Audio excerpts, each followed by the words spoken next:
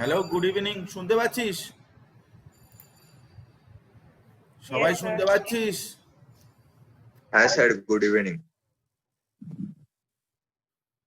Good evening. আচ্ছা, আজকে আমরা we are going to start a new chapter. একটা নতুন চ্যাপ্টার আমরা শুরু করতে যাচ্ছি। সেটা হচ্ছে D and a block elements. তো এই চ্যাপ্টারটা ভীষণই একটু এক্সপ্লানেশন বেসড। অনেক কিছু এখান থেকে খুঁটিয়ে খুঁটিয়ে কোশ্চেন আসে। এখানে ছোটোখাটো বিষয়গুলো খুব ইম্পর্টেন্ট, কারণ অনেকই এখানে ইনফরমেশন বইতে দেয়া রয়েছে, কিন্তু কোশ্চেন গুলো যেগুলো আসে অনেক জায়গাতেই সেই এক্সপ্লানেশনগুলো কিন্তু প্রপারলি দেয়া নেই, অথবা অনেক জায়গাতেই এরকম হয়েছে সেগুলো এক্সেপশন বলে রয়েছে। তো আমাদের একটা কথা এটাই, সেটা হচ্ছে যে কোনো ফেনোমেনা কিন্তু এক্সেপশনাল বলে কিছু নয়। এক্সেপশন যদি হয় তাহলে তার পিছনে কিছু কারণ আছে, এক্সপ্লানেশন থাকবে, এক্সেপশনগুলোর কিন্তু এক্সপ্লানেশন থাকবে। তো ডি ব্লক এলিমেন্টসের যে প্রপার্টিগুলো সেগুলো আমরা স্টাডি করব, এবং কিছু কম্পাউন্ড আছে সেই কম্পাউন্ডের রিয়াকশন এবং তাদের ইউজেস, এই জিনিসগুলো আর কি এইখানে সিলেবাসের মধ্যে রয়েছে। প্রথমে আমি ডি ব্লক পড়াবো, তারপরে এ ব্লক। তো সিলেবাস তো এখানে অনেক বড়ই, বুঝতেই পারছিস। তো চল আমরা স্টার্ট করি ডি ব্লক এলিমেন্টসের যে কেমিস্ট্রি, সেটাকে আমরা শুরু করছি। তো প্রথমত আমাদের যে আজকে এটা ফার্স্ট ক্লাস ডি ব্লক এলিমেন্টসের। তো ডি ব্লক এলিমেন্টসের অনেকগুলো সিরিজ আছে। First transition series, second transition series, third transition series, fourth transition series, এরকম আছে। কিন্তু আমাদের সিলেবাসে যেটা কন্টেন্ট করছে সেই সিলেবাসটা কিন্তু এই তিনটে সিরিজ, যেটা স্ক্যান্ডিয়াম থেকে শুরু করে zinc first transition series, yttrium থেকে শুরু করে cadmium second transition series, and starting from lanthanum to mercury third transition series. তো আমাদেরকে এই তিনটে ট্রানজিশন সিরিজ, যেটা সেই ট্রানজিশন সিরিজের ডিটেল সমস্ত প্রপার্টির একটা ডিটেলড আইডিয়া তোকে এখানে জানতে হবে। পুরো টোটাল এক্সপ্লানেশন থেকে শুরু করে ইচ অ্যান্ড এভরিথিং আমরা সেগুলো নিয়ে ডিসকাস করব। তো চল আমরা প্রথমে দেখে নিই যে এই যে ট্রানজিশন সিরিজ সেটা কোন জায়গাটায় রয়েছে পিরিয়ডিক টেবিলে। প্রথম কথা হচ্ছে যে এই ডি ব্লক এলিমেন্টস কিন্তু আমাদের গ্রুপ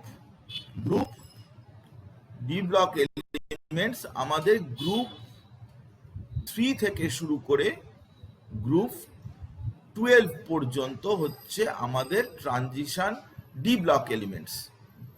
ডি ব্লক এলিমেন্টস হচ্ছে 3 থেকে শুরু হচ্ছে,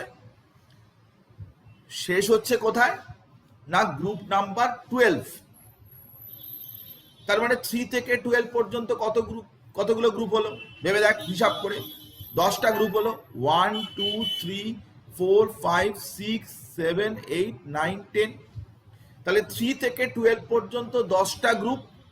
তার মানে এক একটা পিরিয়ডে 10টা করে ট্রানজিশন, 10টা করে ডি ব্লক এলিমেন্ট থাকবে।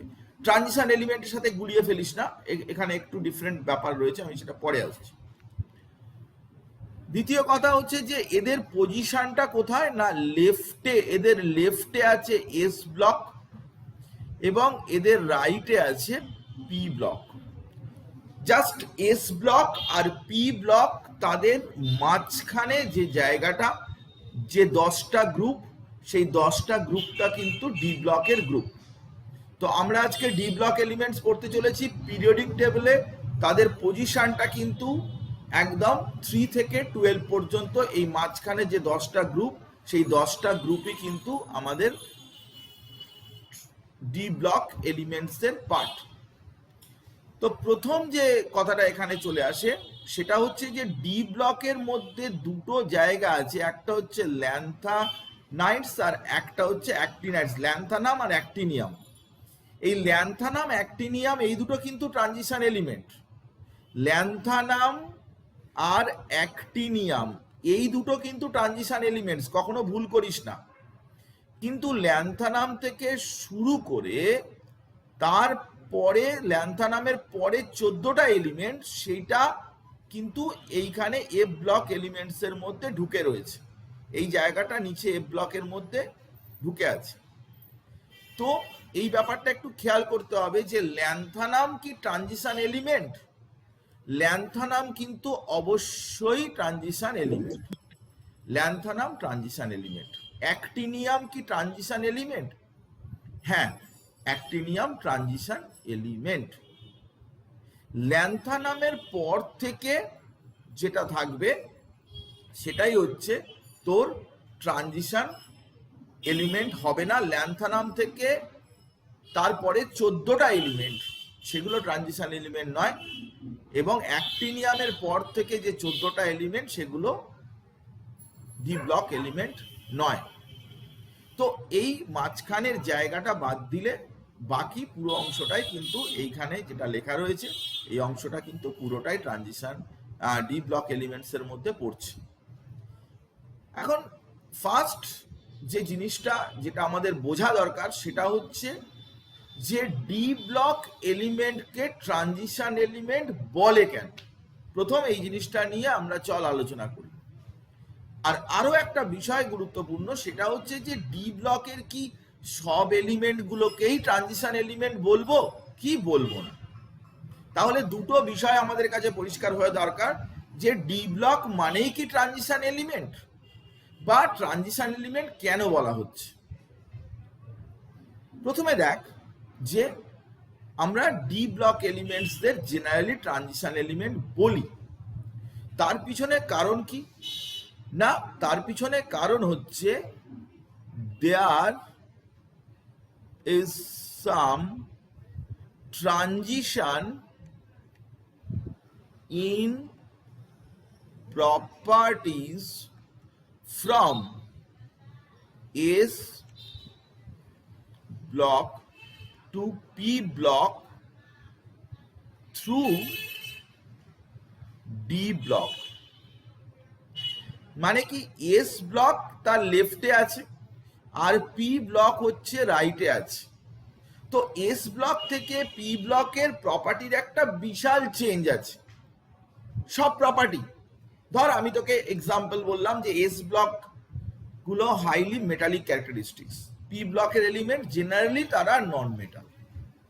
তাহলে একদিকে মেটাল আর একদিকে নন মেটাল, তাহলে মেটাল আর নন মেটালের মধ্যে একটা ট্রানজিশন হচ্ছে, একটা চেঞ্জ হচ্ছে। এস ব্লক এলিমেন্টস তারা জেনারেলি রিডিউসিং ক্যারেক্টারিস্টিক্স এর হয়, পি ব্লক এলিমেন্টস তারা কিন্তু অক্সিডাইজিং ক্যারেক্টারিস্টিক্স হয় জেনারেলি। তো এই যে চেঞ্জটা এস ব্লক থেকে পি ব্লকের যে চেঞ্জটা বা পরিবর্তনটা হচ্ছে, change through this elements, that's why they are named as transition element. Transition মানে কি? ট্রানজিশন মিনস একটা পার্টিকুলার প্রপার্টি থেকে আর একটা পার্টিকুলার প্রপার্টিতে যাচ্ছে, ট্রানজিশন হচ্ছে। তো সেই জন্য ডি ব্লক এলিমেন্টসদের জেনারেলি ট্রানজিশন এলিমেন্টস বলা হয়। কিন্তু কিছু কিছু এলিমেন্ট আছে যাদেরকে ডি ব্লকে থাকা সত্ত্বেও they should not be termed as transition element. There are some elements, those elements are present in D block, like zinc, like cadmium, like mercury. Those elements are present in D block. They are belongs to D block, but they should not be termed as transition elements. They are not considered as transition element. Now why those elements like zinc, cadmium, mercury, those elements should not be considered as transition element. Why? This is because of the fact that there is some definitions, exact definition about the transition element, যেটা আমি পরে বলছি। আপাতত দেখ যে transition এলিমেন্টসের we consider several series. First series যেটা, সেটাকে বলছি আমরা কি না ফার্স্ট ট্রানজিশন সিরিজ। একে বলে ফার্স্ট ট্রানজিশন সিরিজ। এদের সকলেরই কিন্তু 3D তে কিন্তু ইলেকট্রন ভর্তি হচ্ছে। All those elements penultimate shell, penultimate shell মানে কি, আউটার মোস্ট সেলের আগের সেলটা, আউটার মোস্ট সেলের আগের সেলটা কিন্তু ভর্তি হবে 3D।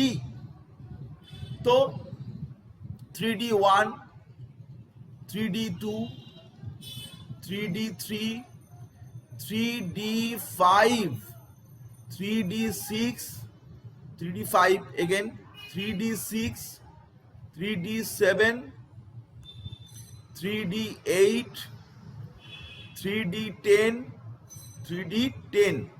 এইখানে 5 দুটো আছে হাফ ফিল্ড অরবিটালের জন্য, ক্রোমিয়াম একটু বাদে বলছি আবার, আর কপার আর জিঙ্ক, এখানেও কিন্তু সব 3D রয়েছে।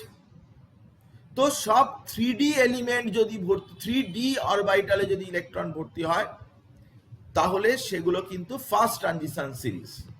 নাও সেকেন্ড ট্রানজিশন সিরিজ যেটা, দেয়ার পেনাল্টিমেট সেল, আউটার মোস্ট সেলের আগের বাইরের সেলটা হচ্ছে কি 5s, তার আগের সেলটা just before that of 5s, সেটা কি না, সেটা হচ্ছে 4D।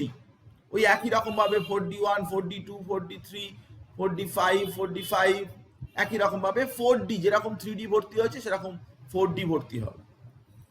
Third transition series, third transition series কারা ভর্তি হবে না 5D, 5D ভর্তি হবে, 5D1, 5D2 এরকম করে 5D10 পর্যন্ত ভর্তি হবে। and the last transition series that is 6D, এটা কিন্তু ফোর্থ ট্রানজিশন সিরিজ এবং সেখানে 6D এই সাবসেলটা ভর্তি হচ্ছে। তোকে কি ইনফরমেশন মাথায় রাখতে হবে না, কোন সিরিজ কোন এলিমেন্ট দিয়ে স্টার্ট হচ্ছে, কোন এলিমেন্ট দিয়ে সেটা শেষ হচ্ছে। This is important information, write down করে রাখ যে এই ইনফরমেশনটা কিন্তু তোর কাছে খুব দরকার। যে 3D series starting from scandium and ended at zinc 21 to 30. Second transition series, that is 4D series, starting from yttrium and ended with cadmium. Second transition series ended with cadmium, which is starting from yttrium. Third transition series, that is 5D series, starting from lanthanum. এটা খুবই কিন্তু important যে ল্যান্থানামকে অনেকেই lanthanide ভাবে। Most of the students consider lanthanum as lanthanide, but the lanthanides are those elements which place after lanthanum. Lanthanum এর পরের যে element গুলো আছে, that is known as lanthanides. So the 5D series starting from lanthanum to mercury, and the 6D series that is again starting from actinium, Ac actinium, and ended with Bium 112. So this is very much important information, that which transition series starting with which particular element and that transition series is ended with which particular element.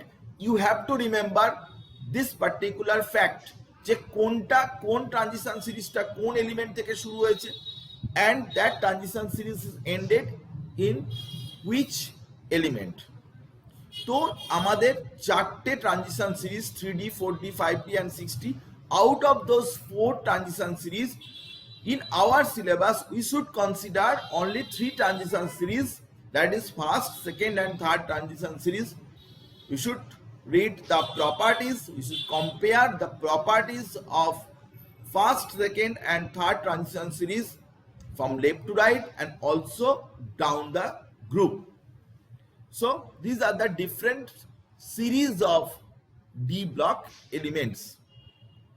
Now we want to know that which elements are placed in first transition series, that is 3D series, starting from scandium, next titanium, vanadium, chromium, manganese, iron, cobalt, nickel, copper and zinc. These are the 10 elements, they are present in first transition series, and those elements having electronic configuration ভালো করে মনে রাখবি. You people always remember the electronic configuration, because the most of the physical and chemical properties, they are directly dependent on the outermost electronic configuration. So it is important to memorize the outermost electronic configuration of the elements present in different transition series. In this case, here you see that scandium 3D1, 3D2, 3D3, next 3D5. This one is 3D5 because 4s orbital, one electron from 4s, it is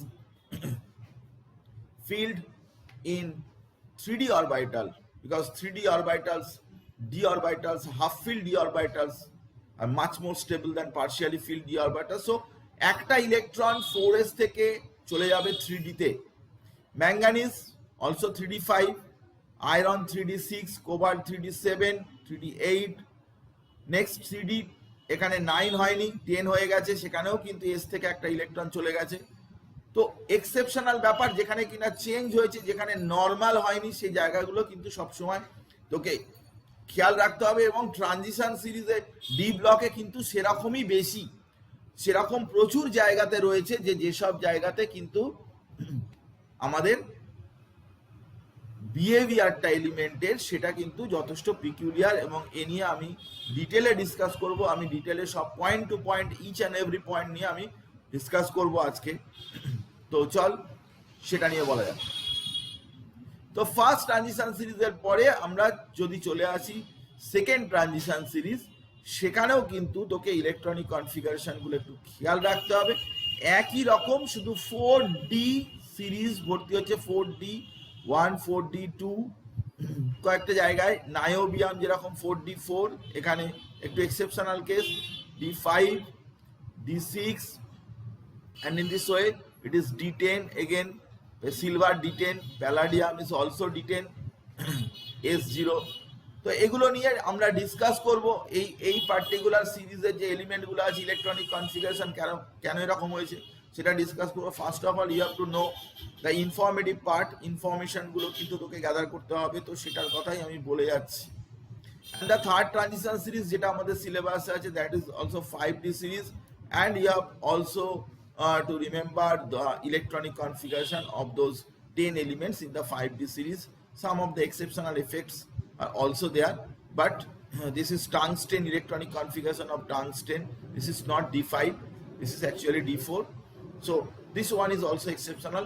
So এগুলো কিন্তু আমরা আস্তে আস্তে chapter পড়তে পড়তে সেখানে কিন্তু আমরা এগুলো নিয়ে ফার্দার ক্লাসে আমরা আলোচনা করব.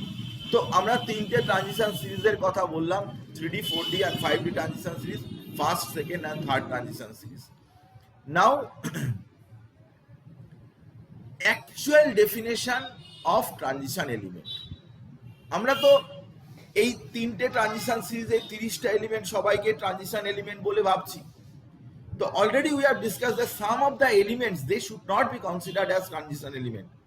কিছু কিছু এলিমেন্ট আছে তাদেরকে আমরা ট্রানজিশন এলিমেন্ট বলে ধরি না. তাহলে ট্রানজিশন এলিমেন্টস এর বিশেষ কোনো ডেফিনেশন আছে? Transition element has got some exact definition, তার একটা বিশেষ কোনো ডেফিনেশন আছে, সেই ডেফিনেশন দিয়েই কিন্তু আমরা ট্রানজিশন এলিমেন্টকে ডিফাইন করব. তো যখন আমি বলবো যে জিঙ্ক ট্রানজিশন এলিমেন্ট নয়, কপার ট্রানজিশন এলিমেন্ট বা মার্কারি নয়, তখন কিন্তু তার ডেফিনেট একটা কজ থাকবে. তো কি সেই কজ, চল আমরা দেখি. প্রথম কথা হচ্ছে যে এলিমেন্টের কিন্তু ইনকমপ্লিটলি ফিল্ড ডি সাবসেল থাকতে হবে। ফিল্ড হলে হবে না, ফিল্ড হলে হবে না, মানে D10 হলে হবে না, D9 D1 টু D9 হতে হবে। ইনকমপ্লিটলি ফিল্ড ডি সাবসেল হতে হবে এলিমেন্টে। তার মানে যার D10 আছে তাকে কিন্তু ট্রানজিশন এলিমেন্ট বলা যাবে না। এবারে সে বিষয়টা কিভাবে এক্সপ্লেন করা হচ্ছে না, এলিমেন্টের ইনকমপ্লিটলি ডি সাবসেল থাকবে কখন না, সেটা এলিমেন্ট অবস্থায় হলেও হতে পারে, অথবা কি না তার কোনো সিগনিফিক্যান্ট অক্সিডেশন স্টেট হলেও হতে পারে। তার কোনো অক্সিডেশন স্টেট, সিগনিফিক্যান্ট কোনো অক্সিডেশন স্টেট তার থাকবে, তার কোনো অক্সিডেশন স্টেট সে কম্পাউন্ড ফর্ম করছে, তার কোনো রেগুলার অক্সিডেশন স্টেট যে অক্সিডেশন স্টেটটা সে দেখায়, এরকম ধরনের oxidation স্টেটেও incompletely field D subshell থাকলেও হবে। শুধুমাত্র যে এলিমেন্টার মধ্যেই থাকতে হবে এরকম কোনো কথা নেই। ইনকমপ্লিটলি ফিল্ড ডি সাবসেল যদি ওর কোনো অক্সিডেশন স্টেটেও থাকে তাহলেও চলবে। ব্যাপারটা বোঝার চেষ্টা কর, আমি তোকে এক্সাম্পলটা দিচ্ছি, তুই ভালো করে দেখ। তুই যদি স্ক্যান্ডিয়ামকে দেখিস তাহলে স্ক্যান্ডিয়াম কি transition element? Yes, transition element, কারণ স্ক্যান্ডিয়ামে ডিতে একটা ইলেকট্রন আছে। তো ইনকমপ্লিটলি ফিল্ড ডি সেল মানে কি D1 থেকে D9 পর্যন্ত হতে হবে। তাহলে স্ক্যান্ডিয়াম বা টাইটানিয়াম বা vanadium, chromium, manganese, iron, cobalt, nickel পর্যন্ত নিয়ে কোনো ঝামেলাই নেই। নিকেল পর্যন্ত নিয়ে কোনো ঝামেলা নেই, কারণ সকলেরই ইনকমপ্লিটলি ফিল্ড ডি সাবসেল রয়েছে। ঝামেলাটা যে জায়গায় সেটা হচ্ছে can copper be termed as transition element? কপারকে কি ট্রানজিশন এলিমেন্ট বলা যাবে কি যাবে না? তো কপারকে নর্মালি কপারের D10, তাহলে তার এলিমেন্টাল স্টেটে কিন্তু D10 হয়ে গেছে, এলিমেন্টাল স্টেটে ইনকমপ্লিটলি ফিল্ড ডি সাবসেল নেই। কিন্তু কপারের দুটো রেগুলার অক্সিডেশন স্টেট বা সিগনিফিক্যান্ট অক্সিডেশন স্টেট আছে, কপার +1 এবং কপার +2। তার মধ্যে দেখা যাচ্ছে যে কপার +2 যেটা, সেটাতে কিন্তু তার ইলেকট্রনিক কনফিগারেশন হচ্ছে D9।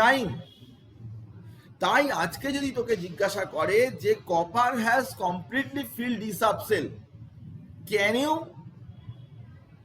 say that copper be termed as transition element or not? কপারের 10টা ইলেকট্রন রয়েছে ডিতে, কপারকে কি তুমি ট্রানজিশন এলিমেন্ট বলবে কি বলবে না? তাতে উত্তর তুই কি দেবি? তুই বলবি যে কপারের ট্রানজিশন এলিমেন্ট, কপার একটা transition element because in the exact definition of transition element we see that element must contain incompletely filled d subcell in its elemental state or কোন একটা হলেই হবে, or in its most significant oxidation state. Because of the fact that copper +2 is the significant oxidation state of copper, copper is an important oxidation state, that is copper +2, and in this oxidation state copper contains incomplete filled d subcell, that is D9. That's why you can say that copper is transition element. এখানে লিস্টে কিন্তু কোনোভাবেই zinc নেই। কেন zinc নেই? জিঙ্কের electronic configuration দেখ, 3D10 4s2। জিঙ্কে কি তুমি ট্রানজিশন এলিমেন্ট বলবে? দেখ, জিঙ্কের মোস্ট সিগনিফিক্যান্ট বা একটাই অক্সিডেশন স্টেট আছে, জিঙ্ক +2। তো তাতে কি হবে না, এস থেকে ইলেকট্রন আগে বেরোবে 4s0। তাহলে এখনো কিন্তু জিঙ্কের তো নর্মালি এলিমেন্টাল কন্ডিশনে তো D10ই থাকে, এবং জিঙ্কের একটা significant oxidation state, that is only one oxidation state, that is zinc +2। তার মধ্যেও কিন্তু তার D10 কনফিগারেশনই রয়েছে। তাহলে একটা জিনিস বোঝার চেষ্টা কর যে জিঙ্ক কিন্তু এই দুটো কন্ডিশনের মধ্যে কোনোটাই মেনটেন করছে না। সুতরাং একটা কমন কোশ্চেন যে জিঙ্ককে কিন্তু তুমি কোনোভাবেই ট্রানজিশন এলিমেন্ট বলতে পারবে না। যদিও কপারকে কিন্তু ট্রানজিশন এলিমেন্ট বলা যাবে। এই কথাটা তুই মাথায় রাখিস, এই কথাটা, এটা বহুবার কোশ্চেন এসছে এবং বহুবার এটা জিজ্ঞাসা করে যে zinc can not be termed as transition element but copper can be termed as transition element though both of them having completely filled D subshell. ব্যাপারটা নিশ্চয়ই বুঝতে পেরেছিস আমি কি বলতে চাইছি। তো এইভাবে জিঙ্কের মতো করে জিঙ্কের যে এক্সপ্লানেশন, সেই এক্সপ্লানেশন কিন্তু আরো দুটো এলিমেন্টের ক্ষেত্রে অ্যাপ্লিকেবল যাদের কমপ্লিটলি ফিল্ড ডি সাবসেল থাকে। তারা কারা? Zinc, cadmium and mercury. তাদের এলিমেন্টাল কন্ডিশনে এবং any of the oxidation state তাতে কিন্তু D10ই থাকে, তাই তাদেরকে আমরা ট্রানজিশন এলিমেন্ট কোনো সময় বলতে পারি না। ট্রানজিশন এলিমেন্ট যে কন্ডিশন আছে তাতে আমরা বলছি যে zinc, cadmium, mercury should not be considered as transition element as they have completely filled the subcell in both in their elemental and significant oxidation state। এটাই কিন্তু গুরুত্বপূর্ণ বিষয় যে তার এলিমেন্টাল স্টেটেও D10 এবং তার সিগনিফিক্যান্ট অক্সিডেশন স্টেটেও কিন্তু D10। why zinc, cadmium, mercury should not be termed as transition element? ট্রানজিশন এলিমেন্টসদের কেন নয় ওরা, সেটার কথা আমি তোকে বললাম, নিশ্চয়ই বুঝতে পেরেছিস। এবার দেখ যে এদের জেনারেল ইলেকট্রনিক কনফিগারেশন কি, মানে যে কোনো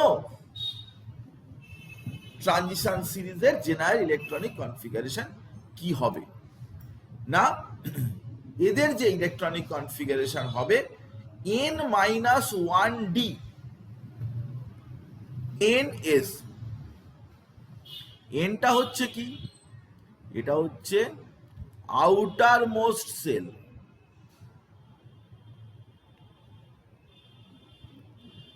আউটার মোস্ট সেল।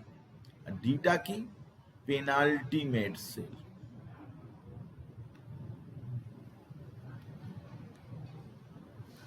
তাহলে হয়তো এটা এরকম 3D 1 থেকে 10 হলো, 4s 1 to 2 হলো। তাহলে এটা যদি 4 হয় বাইরের সেলটা, তাহলে ডিটা হবে তার একটা সেল আগে। এটা যদি n হয় তাহলে এটা n-1 এরকম ভাবে। পরের সিরিজটা যদি 4d হয় তাহলে এটা 5s হবে।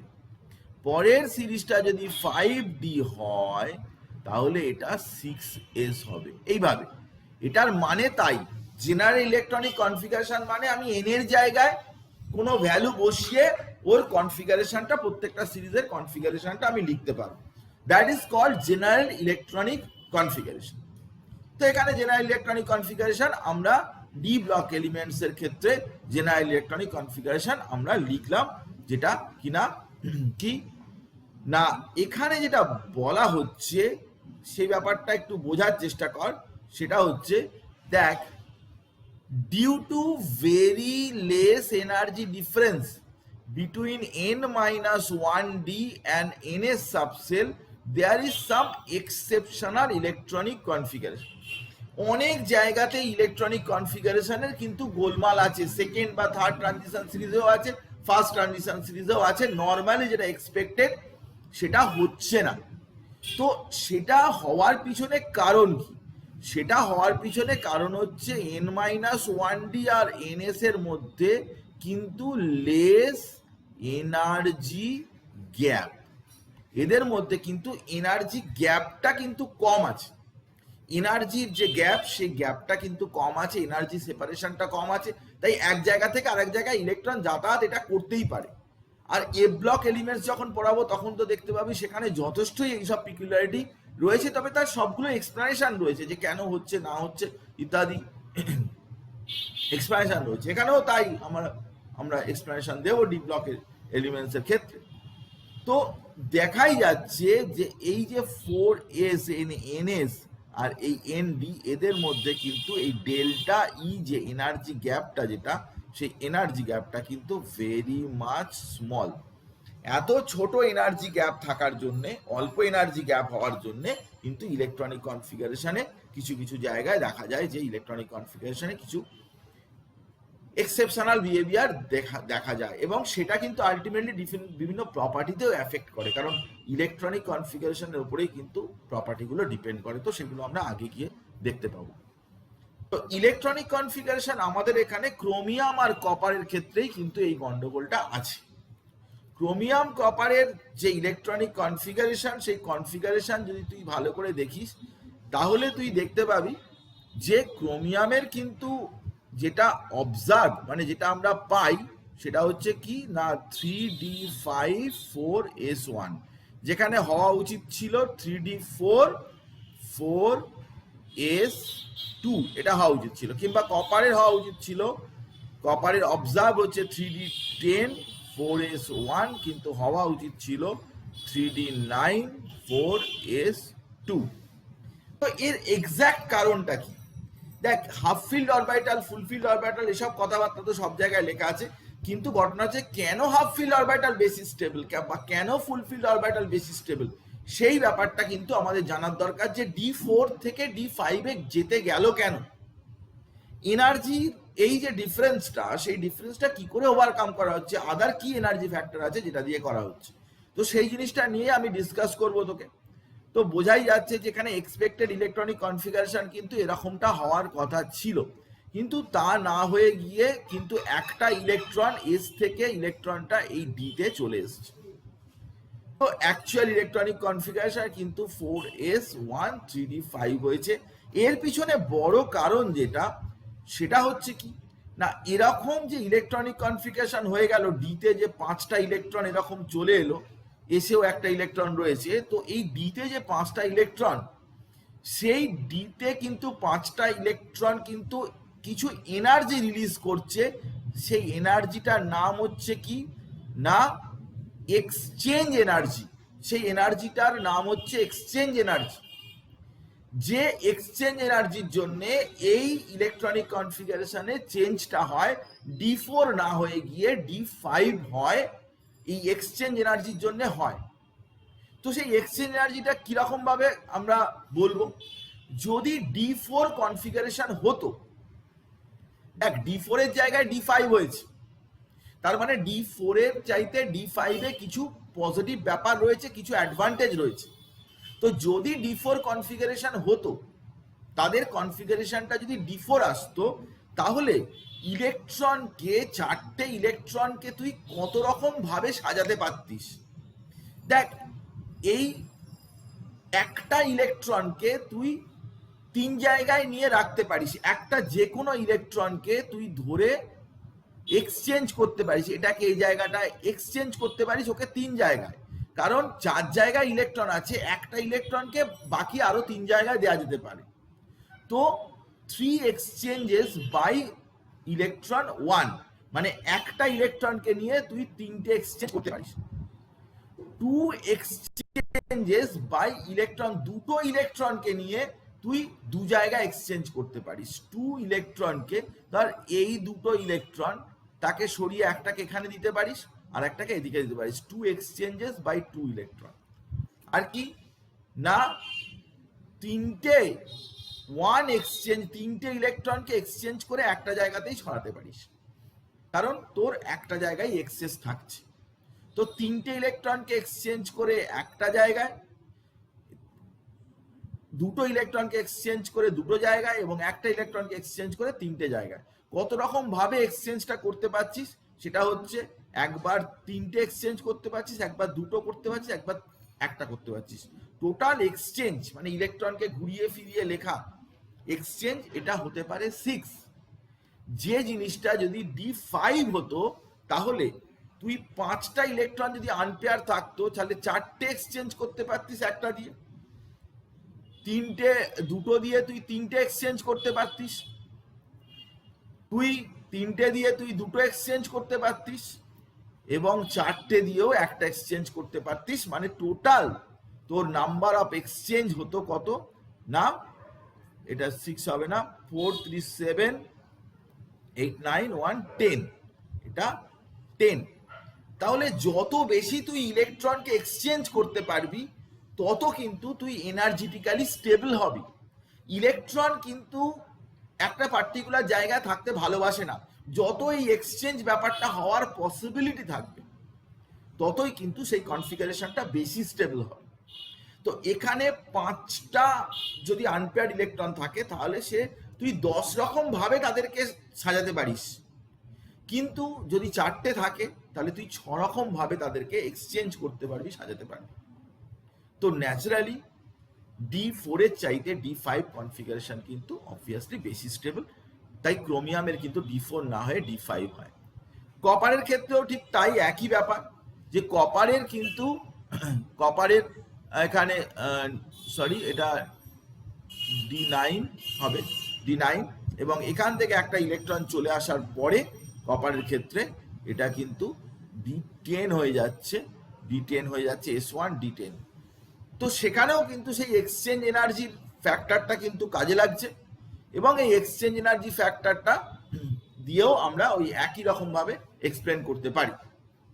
তো কপারের ক্ষেত্রেও সেই ইলেকট্রনিক কনফিগারেশন কিন্তু আমরা D10ই ধরব। এবারে আমরা চলে আসছি যে ইলেকট্রনিক কনফিগারেশন যেটা এত ভীষণভাবে গুরুত্বপূর্ণ, সেই ইলেকট্রনিক কনফিগারেশনেতে কোন কোন প্রপার্টি রিলেটেড, মানে তার সাথে ডাইরেক্টলি রিলেটেড কোন কোন প্রপার্টি, চল আমরা দেখে নিই, এবং সেই প্রপার্টিগুলো ইলেকট্রনিক কনফিগারেশন দিয়েই এক্সপ্লেন করতে হবে, অন্য কোনোভাবে তুই এক্সপ্লেন করতে পারবি না। তো আমরা হেডিংটা দিচ্ছি properties of transition element largely depend on electronic configuration. Electronic কনফিগারেশনের ওপরেই কিন্তু মেইনলি ডিপেন্ড করে, এবং প্রপার্টিজ অফ ট্রানজিশন এলিমেন্টস এর মধ্যে আমরা একটা প্রপার্টি পাচ্ছি, সেটা হচ্ছে কি না, এরা প্রচুর অক্সিডেশন স্টেট দেখায়, অনেক অক্সিডেশন স্টেট দেখায়। অক্সিডেশন স্টেট এদের অনেক রকমের হয়, ট্রানজিশন এলিমেন্টস এর এত ভ্যারাইটি অফ অক্সিডেশন স্টেট হয় যে ইউ কান্ট ইমাজিন। তো সেটা কিন্তু এদের এই পিকুলিয়ার ইলেকট্রনিক কনফিগারেশন, এত বেশি আনপেয়ার ইলেকট্রন, এইসবের জন্যই হয়। যেরকম তুই দেখতে পারিস যে প্রত্যেকটা এলিমেন্ট 2-1টা ছাড়া, যেরকম স্ক্যান্ডিয়ামের যেরকম একটাই অক্সিডেশন স্টেট থাকে, বাকি যত ট্রানজিশন এলিমেন্ট আছে তাদের তো সবসময়তেই more than one oxidation state আছে। ইভেন ম্যাঙ্গানিজ দেখলে তুই দেখতে পাচ্ছিস, ক্রোমিয়াম ম্যাঙ্গানিজ 2 3 4 5 6 7, কিংবা ক্রোমিয়ামেরও অনেকগুলো অক্সিডেশন স্টেট থাকছে। তো অক্সিডেশন স্টেটের ভ্যারাইটি প্রচুর এখানে, সেটা কিন্তু ইলেকট্রনিক কনফিগারেশনের উপরেই বেসিক্যালি ব্যাপারটা ডিপেন্ড করে, অক্সিডেশন স্টেটে যে এই ভ্যারাইটি। নেক্সট আমরা যেটা চলে আসব সেটা হচ্ছে আর কি প্রপার্টি ডিপেন্ড করে না, এরা যে ক্যাটালিস্ট হিসাবে কাজ করে, অনেক ট্রানজিশন এলিমেন্টস তারা কিন্তু ক্যাটালিস্ট হিসাবে কাজ করে। দেখবি বহু রিয়াকশনে ক্যাটালিস্ট হিসাবে কাজ করে। আমরা যেসব রিয়াকশন অলরেডি পড়ে এসেছি তার অনেক রিয়াকশনেতেই কিন্তু ট্রানজিশন এলিমেন্ট তাদের কোনো কম্পাউন্ড বা তাদের যে মেটালটা ডাইরেক্টলি তারা কিন্তু ক্যাটালিস্ট হিসাবে কাজ করতে পারে। যেমন আমি তোকে কিছু এক্সাম্পল দিতে পারি, ধর হাইড্রোজেনেশন, স্যাপোনিফিকেশন বা হাইড্রোজেনেশন, এইসব রিয়াকশনে কিন্তু ভেজিটেবল অয়েলকে হাইড্রোজেনেট করে, বনস্পতি বানায়। তো সেখানে নিকেল, প্লাটিনাম বা প্যালাডিয়াম ক্যাটালিস্ট হিসাবে, আয়রন ক্যাটালিস্ট ইউজ করা হয়, Haber process for the preparation of ammonia.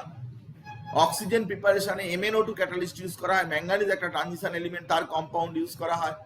তো এরকম ভ্যানাডিয়াম পেন্টঅক্সাইড ইউজ করা হয় সালফিউরিক অ্যাসিড প্রিপারেশনে সময়। প্লাটিনাম অ্যাসবেস্টস, প্লাটিনাম ক্যাটালিস্ট তো বহু জায়গাতে ইউজ করা হয়।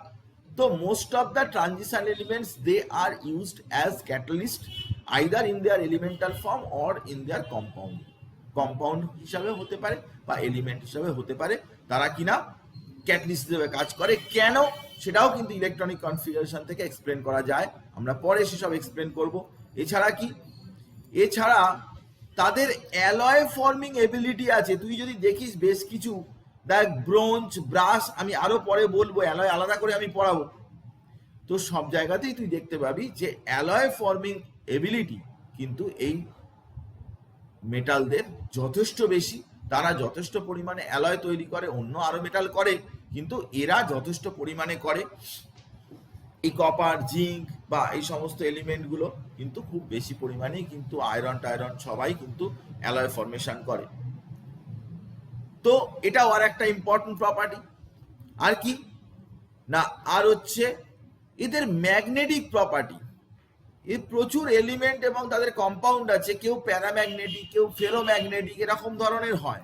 তো কেন, যেরকম আয়রন 2 প্যারাম্যাগনেটিক কিন্তু আয়রন 3 ফেরোম্যাগনেটিক, এসব বিষয়গুলো কিন্তু এই আনপেয়ার্ড ইলেকট্রন বা পেয়ার্ড ইলেকট্রন ইলেকট্রনিক কনফিগারেশনের উপরেই কিন্তু ব্যাপারগুলো ডিপেন্ডেন্ট। এবং ম্যাগনেটিক প্রপার্টি সেগুলো আমরা এক্সপ্লেন করতে শিখবো, যে কার ম্যাগনেটিক প্রপার্টি বেশি কম, কত বেশি কত কম, কি না কি, সমস্ত কিছু ইচ অ্যান্ড এভরিথিং আমরা কিন্তু এই চ্যাপ্টারের মধ্যে সেই ব্যাপারগুলো নিয়ে আলোচনা করব।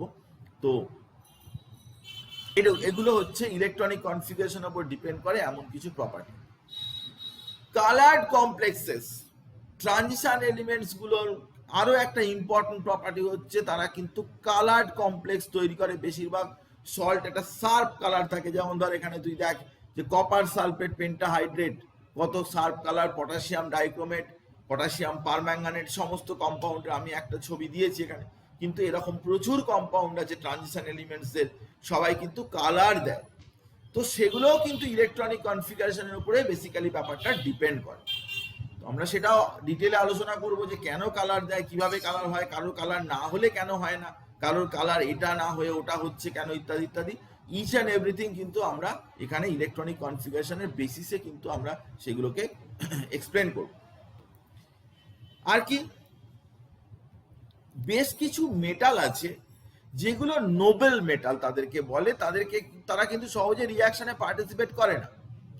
সিলভার, গোল্ড, প্লাটিনাম, এইসব এলিমেন্টগুলো, গোল্ড দেখতে পাচ্ছিস, প্লাটিনাম দেখতে পাচ্ছিস, সিলভার দেখতে পাচ্ছিস, এগুলো সবই কিন্তু নোবেল মেটাল। কিন্তু এদের নোবেল হওয়ার কারণ কি, তাও কিন্তু ইলেকট্রনিক কনফিগারেশন বেশ করেই কিন্তু তার এক্সপ্লেনেশন দেওয়া যাবে।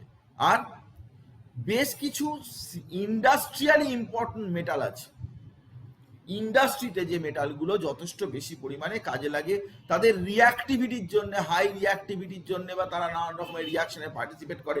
সেই কারণে তার মধ্যে মোস্ট ইম্পর্টেন্ট মেটাল যেগুলো, আয়রন সব থেকে বেশি ইন্ডাস্ট্রিতে কাজে লাগে, এর মধ্যে কপার ভালো কাজে লাগে, টাইটানিয়াম ভীষণ ভীষণ, এগুলো কিন্তু ইন্ডাস্ট্রিয়ালি ইম্পর্টেন্ট কম্পাউন্ড। তাদের রিঅ্যাক্টিভিটির জন্য, তাদের ভ্যারাইটি অফ অক্সিডেশন স্টেট থাকার জন্য, তাদের বিভিন্ন কম্পাউন্ডের সাথে রিঅ্যাকশন করার টেন্ডেন্সির জন্য কিন্তু তারা ইন্ডাস্ট্রিয়ালি একটা ইম্পর্টেন্ট মেটাল হয়েছে, যা কিনা ইলেকট্রনিক কনফিগারেশন দিয়ে এক্সপ্লেন করা যেতে পারে। তো আমরা এতগুলো প্রপার্টির কথা বললাম যে প্রপার্টিগুলো কিন্তু ট্রানজিশন এলিমেন্ট পজেস করে, এবং all those properties directly depends on the electronic configuration। তাই ফার্স্ট বা সেকেন্ড বা থার্ড ট্রানজিশন সিরিজে ইলেকট্রনিক কনফিগারেশন যদি তুই মনে রাখতে পারিস, তাহলে তোর ধরে নি 90% কাজ হয়ে গেছে। কারণ ওখান থেকেই তুই কিন্তু আইডিয়াটা পেয়ে যাবি যে কি কারণে এই ব্যাপারগুলো, বিষয়গুলো ঘটছে। তো সেটাই আমি তোকে বললাম যে ইলেকট্রনিক কনফিগারেশন কিন্তু, for this reason electronic configuration conception about the electronic configuration or memorization about the electronic configuration, that is important। তোকে মনে রাখতে হবে, কিপ ইন মাইন্ড। এটা না মনে রাখলে কিন্তু প্রতি পদক্ষেপেই কিন্তু এখানে কোশ্চেনে অ্যান্সার করতে পারবি না, সেটা আমি তোকে দেখিয়ে দেবো। এখানে যেটা বিষয়টা গুরুত্বপূর্ণ সেটা হচ্ছে যত ট্রানজিশন এলিমেন্টস দেখা যায় তাদের কিন্তু পেনাল্টিমেট সেলেই কিন্তু তার ডিফার করে ইলেকট্রনিক কনফিগারেশনে। বাইরের সেলটা যেটা আছে সেটা এক দু জায়গায় একই রয়েছে, মানে ছাড়া বাকি সব জায়গায় কিন্তু একই রয়েছে, কপার আর ক্রোমিয়াম বাদ দিয়ে বাইরের সেলটা, আউটার মোস্ট সেলটা। সেই জন্য এদের প্রপার্টিতে ওয়াইড রেঞ্জে ভ্যারি করে না। আমার কথাটা বোঝার চেষ্টা কর, প্লিজ পে অ্যাটেনশন। আমি তোকে যেটা বলতে চাইছি সেটা হচ্ছে যে একটা গ্রুপ থেকে আর একটা গ্রুপে, দেখ গ্রুপে ধর অ্যালকালি মেটাল সেটা একটা গ্রুপ, আবার অ্যালকালাইন আর্থ মেটাল সেটা একটা গ্রুপ। তো অ্যালকালি মেটালদের প্রপার্টি অ্যালকালাইন আর্থ মেটালের মতো হবে না, ডিফারেন্ট প্রপার্টি হবে, ডেফিনেটলি ডিফারেন্ট প্রপার্টি হবে। কিন্তু এখানে যে 10টা গ্রুপ আছে 3 থেকে 12, তাদের প্রপার্টির দিক থেকে একেবারে ওয়াইড রেঞ্জে ভেরিয়েশন, ধর সামান্য ভেরিয়েশন হতেই পারে, কিন্তু খুবই ওয়াইড রেঞ্জে ভেরিয়েশন, যেটা কিনা ট্রানজিশন এলিমেন্টস এর মধ্যে দেখা যায় না, মোর অর লেস খুব কাছাকাছি প্রপার্টি। তার পিছনে বড় কারণ হচ্ছে যে আউটার মোস্ট সেলের কনফিগারেশনটা মোটামুটি সকলের এক, পেনাল্টিমেট সেল মানে বাইরের সেলের ভিতরের যে সেলটা সেখানে কিন্তু ডিফারটা করে। তো আউটার মোস্ট সেলের উপরে বেশিরভাগ ক্ষেত্রেই প্রপার্টিটা ডিপেন্ড করে বলে এদের অনেক সময়তেই দেখা যায় যে নাম্বার অফ ইলেকট্রনস যেহেতু পেনাল্টিমেট সেলে একই রকম থাকে, সেই জন্য এদের কিন্তু প্রপার্টির দিক থেকে এরা মোর অর লেস সেম। তো আমরা প্রথমে যে প্রপার্টি নিয়ে আলোচনা করব সেটা হচ্ছে এদের নামেতেই রয়েছে ট্রানজিশন মেটাল, মানে এদের মেটালিক প্রপার্টিটা কিরকম, মেটালিক প্রপার্টি এদের কেমন হয়। চল মেটালিক প্রপার্টিটা নিয়ে প্রথমে বলার সময় আমরা বলছি যে এরা টিপিক্যাল মেটাল। টিপিক্যাল কথাটার মানে কি? টিপিক্যাল কথাটার মানে কি জানিস? টিপিক্যাল কথাটার মানে কেউ জানিস টিপিক্যাল কথাটার মানে? কারা শুনছিস আমার কথা? 16 জন। হ্যাঁ, মেঘনা বলছে হ্যাঁ একটা টাইপের। টিপিক্যাল মানে স্যার একটা টাইপের। একটা টাইপের, তাকে বলে টিপিক্যাল। বেসিক বেসিক মানে মানে বেসিক অ্যালকালাইন বেসিক এরকম ধরনের কিছু ব্যাপার। মানে এটা মানে সবচেয়ে কি বলবো, বলবি মানে সেটা কি জানতে চাইছিস? কমন হ্যাঁ কমন। আচ্ছা হ্যাঁ ঠিক আছে, আনসার পেয়ে গেছি। টিপিক্যাল মানে হচ্ছে মেটালের যা যা প্রপার্টি থাকা দরকার সেই প্রপার্টিগুলোই যে শো করে তাকে বলে টিপিক্যাল। টিপিক্যাল মানে হচ্ছে মোস্ট কমন, ঠিকই কথা, যে যে প্রপার্টিগুলো মেটালের নর্মাল প্রপার্টি, মেটালের যে কমন প্রপার্টি সেই প্রপার্টিগুলোই কিন্তু দেখা যায়। যেমন good conductor of heat and electricity. সব মেটাল ট্রানজিশন মেটাল কিন্তু তারা ইলেকট্রিসিটি এবং হিট কন্ডাক্ট করে, কোনো প্রান্তে হিট করলে সেটা অন্য প্রান্তেও হিটটা চলে যাবে, কিংবা তার মধ্যে দিয়ে কারেন্ট পাস করালে এটা জ্বলতে থাকবে। তারা টিপিক্যাল মেটালের এটা একটা প্রপার্টি, টিপিক্যাল মেটালের মতোই আচরণ করে। নেক্সট পয়েন্টটা হচ্ছে যে টিপিক্যাল মেটালের আরো একটা প্রপার্টি থাকে মেটালিক লাস্টার, মানে চকচক করে, লাস্টার, বা তারা হার্ড হয়, বা তারা মেলিয়েবল হয়, বা তারা ডাকটাইল হয়। মানে চকচক করে এটা হচ্ছে মেটালিক লাস্টার, তারা হার্ড হয় মানে তাদের মেল্টিং পয়েন্ট ফেল্টিং পয়েন্ট অনেক বেশি হয়, ট্রানজিশন এলিমেন্টসের সকলের মোটামুটি তাই। মেলিয়েবল হয় মানে পাতলা শীটে তাকে কেটে এরকম পাতলা শীট করে দেওয়া যায়, পাতলা করে দেওয়া যায়, মেলিয়েবল করে ফেলা যায়। ডাকটাইল মানে থিন ওয়্যার তারের মতো সরু করে ফেলা যায়, ডাকটাইল করে দেওয়া যায়। সনোরিয়াস হবে, আওয়াজ হবে, হ্যাঁ, ঘন্টা যেরকম আওয়াজ হয় সেরকম ধরনের ঘন্টার মতো আওয়াজ হবে। মেটালের ওপরে যদি তুমি বাইট করো, ধাক্কা মারো, কিছু দিয়ে মারো, আওয়াজ হবে। তো এগুলো কিন্তু সবই কিন্তু মেটালের প্রপার্টি। এছাড়া মেটালগুলো কিন্তু কি করে, মেটালের আর একটা কমন প্রপার্টি হচ্ছে বেশিরভাগ মেটালই কিন্তু এরা অ্যালয় তৈরি করে, ব্রোঞ্জ, নাইক্রোম, তার মধ্যে কিন্তু সমস্ত ট্রানজিশন মেটালগুলো রয়েছে, প্রত্যেকটাই দেখতে পাচ্ছিস ট্রানজিশন মেটালগুলো রয়েছে। তাই ট্রানজিশন মেটাল তারা কিন্তু টিপিক্যাল যে মেটালের বিহেভিয়ার শো করে। আরো একটা গুরুত্বপূর্ণ বিষয় হচ্ছে কি না, তাদের ডেফিনিট মেটালিক স্ট্রাকচার থাকে। এই ব্যাপারটা কিন্তু গুরুত্বপূর্ণ বিষয়, এটা পরে তোকে অনেক প্রশ্নের অ্যান্সার দিতে হেল্প করবে, আমি তোকে এখন বলছি। ট্রানজিশন মেটালের ডেফিনিট মেটালিক স্ট্রাকচার থাকে জেনারেলি, কিছু কিছু মেটাল আছে তাদের কিন্তু ডেফিনিট স্ট্রাকচার থাকে না। আমি তোকে ব্যাপারটা বুঝিয়ে বলছি, আমরা সলিড স্টেট কেমিস্ট্রি জাস্ট আগেরটাই পড়িয়েছি। তো কি হয় না, ওখানে পড়ার সময় তুই দেখেছিস যে আমরা face centre, body centre, hexagonal close packing, cubic close packing এগুলো পড়িয়েছি। পড়াবার পরে ওখানে দেখবি যে আমি প্যাকিং এফিসিয়েন্সি বের করেছি। Packing efficiency, packing efficiency, packing efficiency মানে কি? প্যাকিং এফিসিয়েন্সি মানে হচ্ছে যে একটা যদি একটা ক্রিস্টাল স্ট্রাকচার থাকে তার কতটা পুরো জায়গা রেসপেক্টে কতটা জায়গা ভ্যাকেন্ট আছে, কতটা জায়গা ফাঁকা রয়েছে।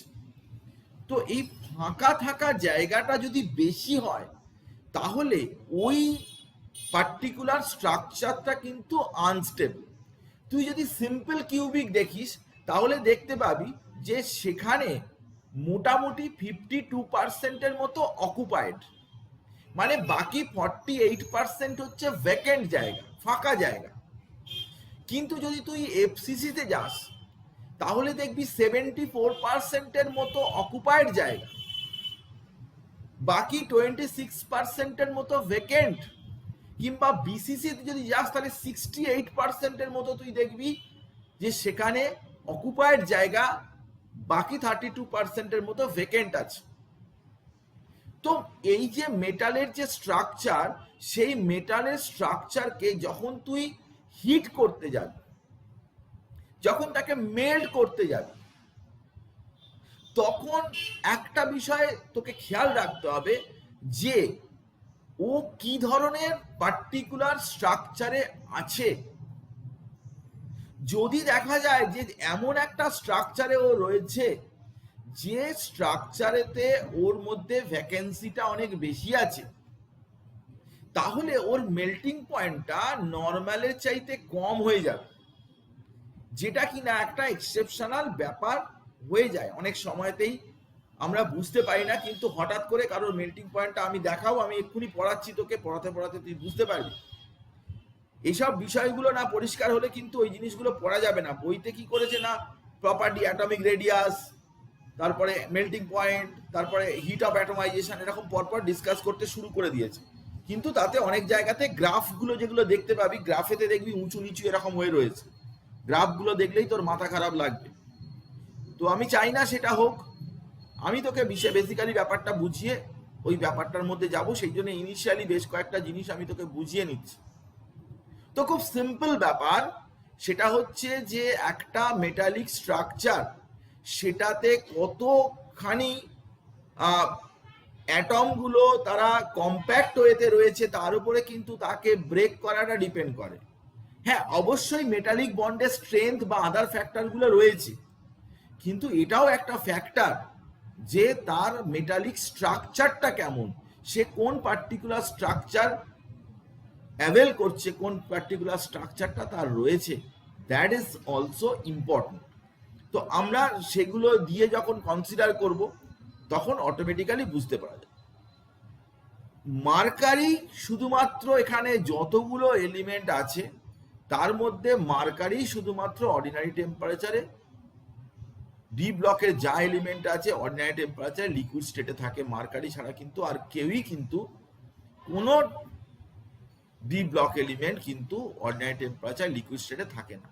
এবং কেন মার্কারি লিকুইড স্টেটে থাকে তারও এক্সপ্লেনেশন রয়েছে, তারও এক্সপ্লেনেশন আমরা যথাসময় দেব, কোনো প্রবলেমের কিছু নেই। মার্কারি দেখতেই পাচ্ছিস যে মার্কারি সবাই আমরা দেখেছি কেমন ধরনের জিনিস এবং তার যে স্ট্রাকচার সেটা কিরকম কিরকম হয়। তো এই মার্কারি স্ট্রাকচার তুই দেখলে এখানে বুঝতে পারবি। মার্কারি দেখ এইচসিপি হেক্সাগোনাল ক্লোজ প্যাক স্ট্রাকচার, যেটা ম্যাঙ্গানিজেরও আছে, যেটা জিঙ্কেরও আছে, যেটা আয়রনেরও রয়েছে, এরকম অনেকেরই রয়েছে যে হেক্সাগোনাল ক্লোজ প্যাকিং, যেখানে কিনা অনেকখানি ভ্যাকেন্সি থাকে এইচসিপিতে। তো তাহলে মেটালিক ক্যারেক্টারিস্টিক্সের জিসটা আমি কি বললাম? মেটালিক ক্যারেক্টার, সব মেটালগুলোই ভালো কন্ডাক্টর হিটে, তারা মেটালিক লাস্টার থাকবে, স্ট্রং হবে, ডাকটাইল হবে, এইসব মেলিয়েবল হবে, with exception zinc, cadmium, mercury, D ব্লকের মধ্যে ম্যাঙ্গানিজ, এরা অল ট্রানজিশন মেটালস, এগুলো বাদ দিয়ে have one or more regular metallic structure. এই কটা বাদ দিয়ে বাকি সকলের কিন্তু ঠিকঠাক রেগুলার স্ট্রাকচার থাকে।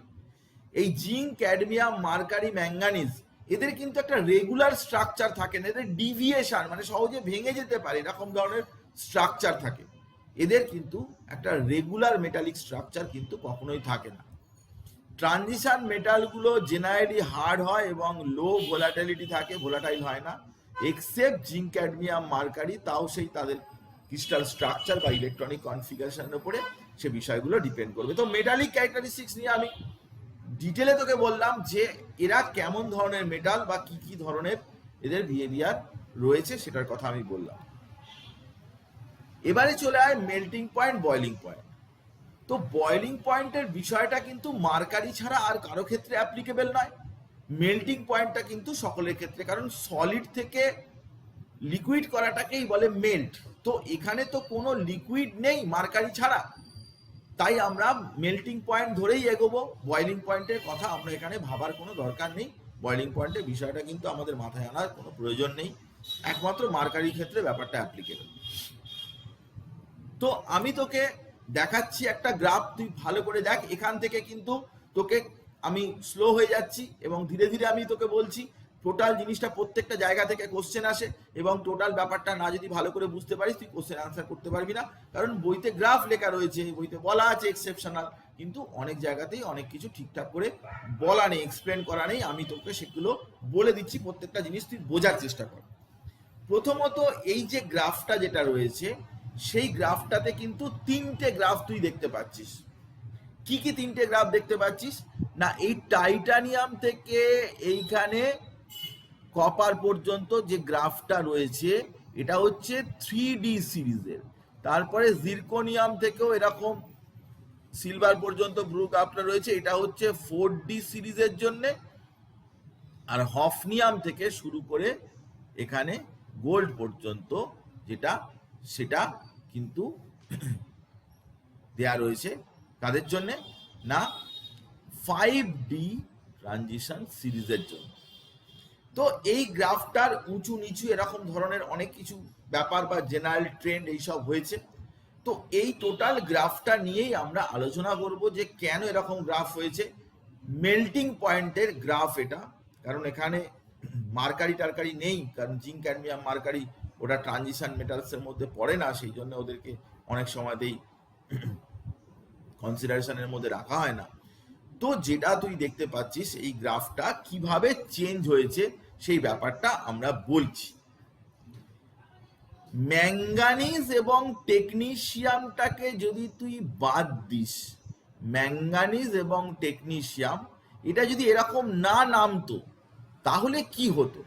তাহলে এটা এরকম ভাবে এই জায়গাটায় ডট ডট দিয়ে দিলাম, এই জায়গাটায় ডট ডট দিয়ে দিলাম, তাহলে কি দেখাচ্ছে না ম্যাঙ্গানিজ এবং টেকনিশিয়াম বাদ দিয়ে মেল্টিং পয়েন্টটা ইনিশিয়ালি ইনক্রিজেস টু ম্যাক্সিমাম। এই যে ম্যাক্সিমাম ক্রোমিয়াম, মলিবডিনাম, টাংস্টেন বাড়তে বাড়তে ম্যাক্সিমাম হয়েছে, and then decreases to minimum to the end of the period। মানে তারপরে কমতে কমতে কমতে কমতে একদম এন্ড অফ দ্য পিরিয়ড, যেখানে কপার, সিলভার, গোল্ড ফোল্ড এইসব রয়েছে, সেখানে কমতে কমতে কমতে কমতে একদম নিচে নেমে চলে এসছে। দেখ টিসি আর এমএনটা বাদ দে, তুই শুধু ধর যে সোজা উপর থেকে উঠে গেছে, উঠে গিয়ে আবার নামতে নামতে নামতে নামতে একদম নিচে চলে গেছে, এই ব্যাপারটা তুই দেখতে পাচ্ছিস।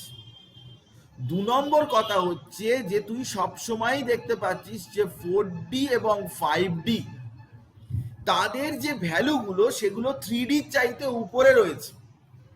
4D 5D সিরিজের যে মেল্টিং পয়েন্ট তার ভ্যালুগুলো কিন্তু 3Dর উপরে রয়েছে, মানে 3Dর চাইতে এলিমেন্টের চাইতে 4D বেশি, 4D চাইতে 5D বেশি। এটা কেন না 3D থেকে 4D বা 5D যত তুই যাচ্ছিস সেটা কি হচ্ছে না অ্যাটমিক মাসটা এখানে কিন্তু বাড়ছে, অ্যাটমিক মাসটা বাড়বে, পরের দিকের এলিমেন্ট অ্যাটমিক মাস বাড়ছে। অ্যাটমিক মাস যত বাড়ে তত লন্ডন ফোর্স বাড়ে, লন্ডন ফোর্স যত বাড়ে তত কিন্তু মেল্টিং পয়েন্টটাও কিন্তু বাড়তে থাকে। দেখ 4D and 5D series have greater atomic mass, greater London force and higher melting point than 3D series element। ব্যাপারটা বোঝার চেষ্টা কর। যে যত তুই পরের দিকে যাবি, ফ্লুরিন ক্লোরিন গ্যাস হয়, ব্রোমিন লিকুইড হয়, আয়োডিন সলিড হয়। আয়োডিনের মোলার মাস কত বেশি? তো আয়োডিনের মাস অনেক বেশি, তার লন্ডন ফোর্স অনেক বেশি, তো অবভিয়াসলি আয়োডিন সলিড হয়ে যাচ্ছে। এখানেও ঠিক তাই, যে 3D থেকে 4D 5D তুই যত যাবি তত কিন্তু তোর মেল্টিং পয়েন্টটা ইনক্রিজ করবে due to the increase in atomic mass and greater London force. With the increase in greater London force, melting point increases. এখন প্রশ্ন হচ্ছে যে ম্যাঙ্গানিজ এবং টেকনিশিয়ামটা কেন মাঝখানে গন্ডগোল করলো, এবং দ্বিতীয় কথা হচ্ছে যে প্রথম থেকে বেড়ে গিয়ে আবার ম্যাক্সিমায় পৌঁছে আবার নামলো কেন। ইন্ডিভিজুয়াল কার্ভগুলোকে আমরা এক্সপ্লেন করিনি, আমরা শুধুমাত্র এক্সপ্লেন করেছি যে তিনটে কার্ভের কম্প্যারিজনটা, যে 3D 4D 5D। এবারে আমরা ইন্ডিভিজুয়াল কার্ভের ব্যাপারটা নিয়ে আলোচনা করব। চল, ইন্ডিভিজুয়াল কার্ভ নিয়ে আলোচনা করার জন্যে আমাদের যেটা জানার দরকার সেটা হচ্ছে যে মেল্টিং পয়েন্ট বিষয়টা কিসের ওপরে ডিপেন্ডেন্ট। তো মেল্টিং পয়েন্ট বিষয়টা কিসের ওপরে ডিপেন্ডেন্ট? যখনই মেটালের ক্ষেত্রে তুই কনসিডার করছিস তখন মেটালগুলো কিভাবে আটকে রয়েছে না, তারা মেটালিক বন্ডে একে অপরের সাথে জুড়ে রয়েছে। মেল্ট করা মানে কি? তাদেরকে সেপারেট করা, মেটালিক বন্ড থেকে সেপারেট করতে হবে তোমাকে। তো মেটালিক বন্ড থেকে যদি সেপারেট করতে হয়, আলাদা করতে হয়, তো মেটালিক বন্ড থেকে আলাদা করার জন্যে,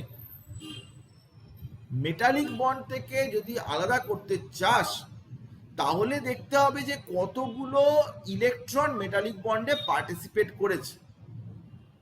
দেখ, স্ক্যান্ডিয়াম, সেখানে কিন্তু আনপেয়ার্ড ইলেকট্রন কটা রয়েছে না, একটা রয়েছে। তো একটা মেটালিক বন্ডে পার্টিসিপেট করবে। এখানে আছে দুটো, তারপরে টাইটানিয়াম, ভ্যানাডিয়াম, ক্রোমিয়াম, এই দেখ ছটা আছে, ছটা। তো যত বেশি আনপেয়ার্ড ইলেকট্রন থাকবে তত বেশি কিন্তু সে মেটালিক বন্ডে পার্টিসিপেট করবে। তাই কার্ভটা আস্তে আস্তে এরকম ভাবে বাড়ছে, কারণ নাম্বার অফ আনপেয়ার্ড ইলেকট্রন কিন্তু ইনক্রিজ করছে। কিন্তু তারপর ম্যাঙ্গানিজটা মাঝখানে বাদ দে, ম্যাঙ্গানিজটা আমি পরে আলাদা করে বলছি, ম্যাঙ্গানিজটা বাদ দে। এবারে আয়রন থেকে যখন যাচ্ছিস দেখ, তারপরে পেয়ার আপ হচ্ছে। এখানে কটা আনপেয়ার্ড ইলেকট্রন? একটা, দুটো, তিনটে, চারটে। তারপরে কোবাল্টে দেখ, একটা, দুটো, তিনটে। তারপরে নিকেলে দেখ, একটা, দুটো। তারপরে কপারে একটা। তারপরে জিঙ্কে কিছুই নেই। তার মানে আস্তে আস্তে আনপেয়ার্ড ইলেকট্রনের নাম্বার বাড়লো ক্রোমিয়াম পর্যন্ত।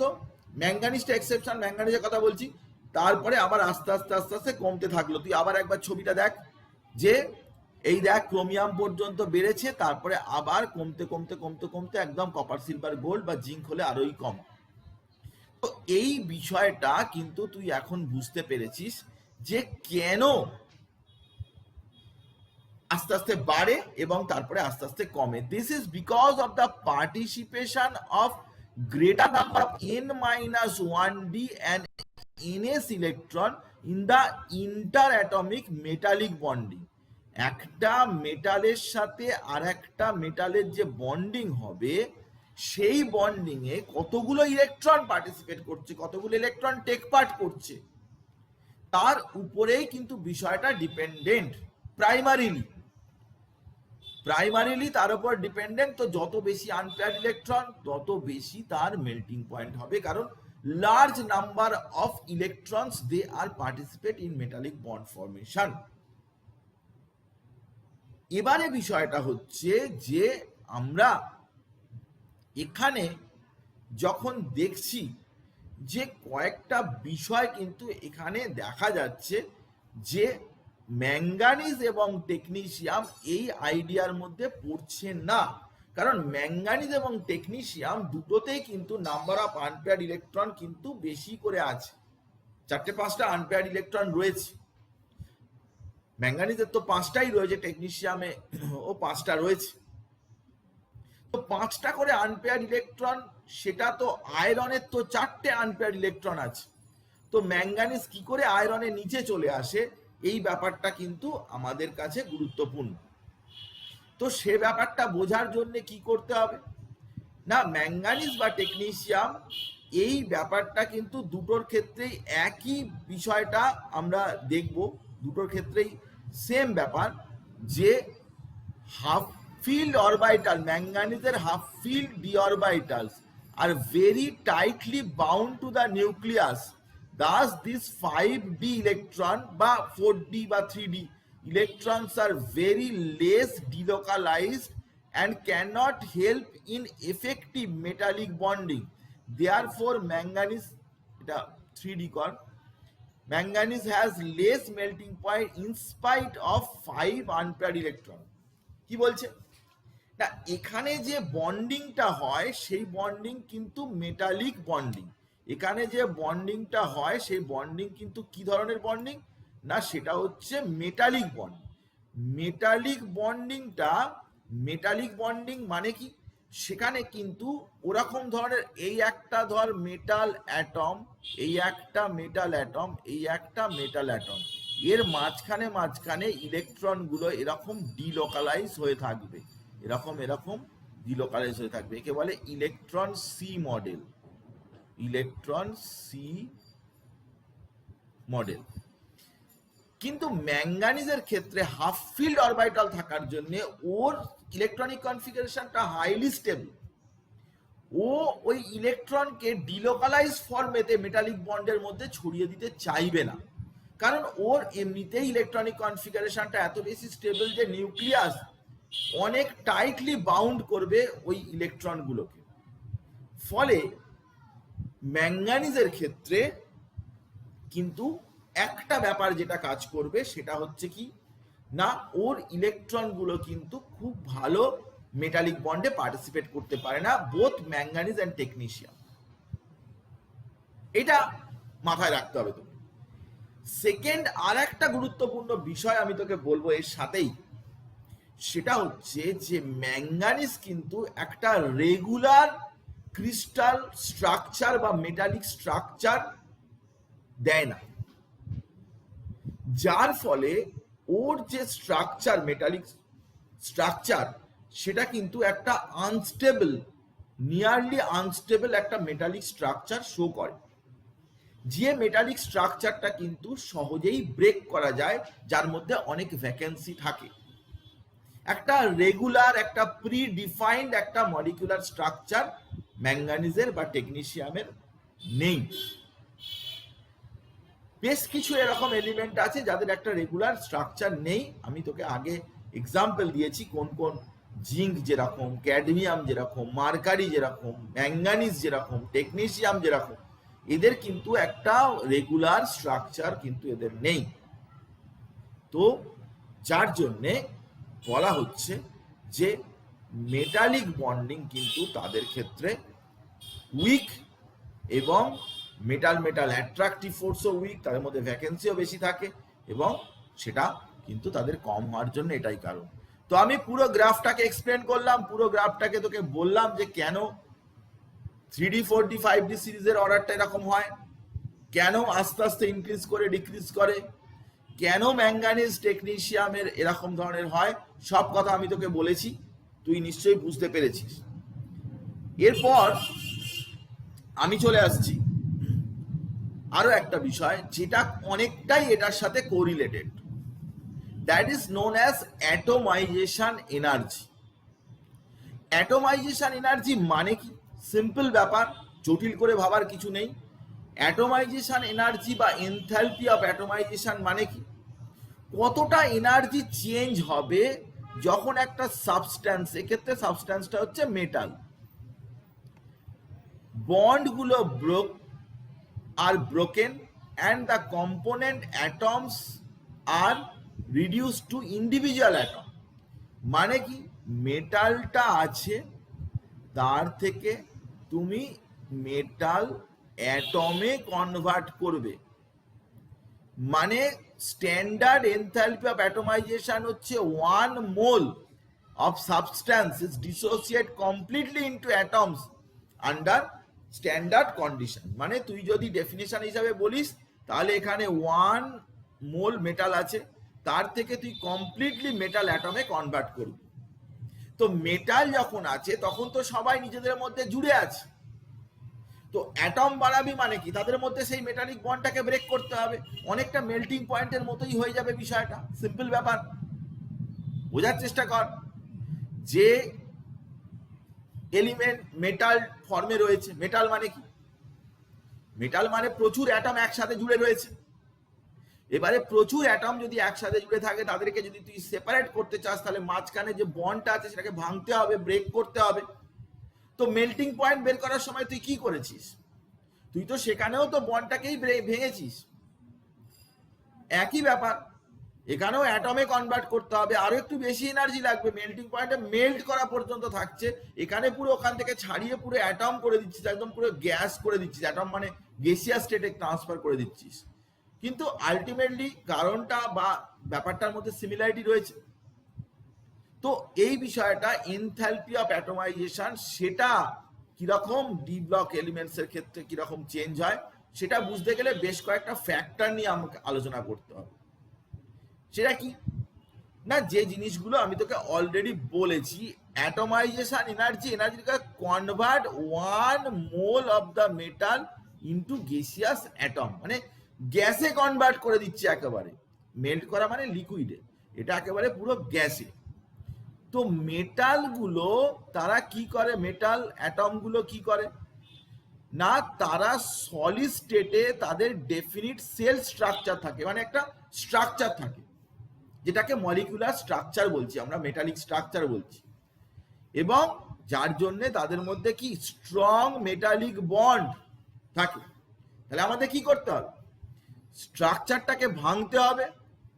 তো অ্যাটম করতে গেলে কি করতে হবে না, ওই মেটালিক বন্ডকে ভাঙতে হবে।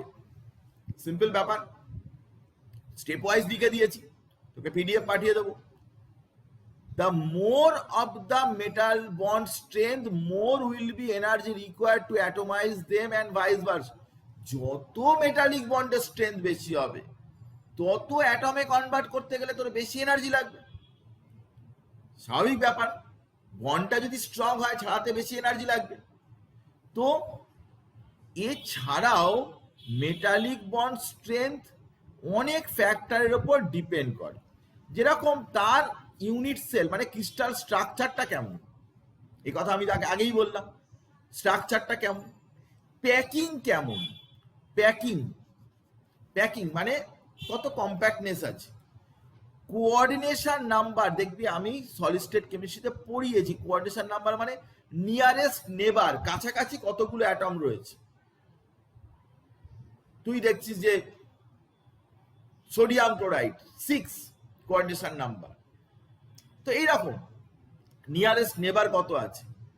কিন্তু সবকিছুর ওপরে above all the number of unpaired electron relatively number of vacant orbitals in the shell, so that delocalised to a large space, যেটাকে বলে ইলেকট্রন সি মডেল। সবই আমি বলেছি, এখানে আলাদা করে কালেকটিভলি লিখে দিয়েছি।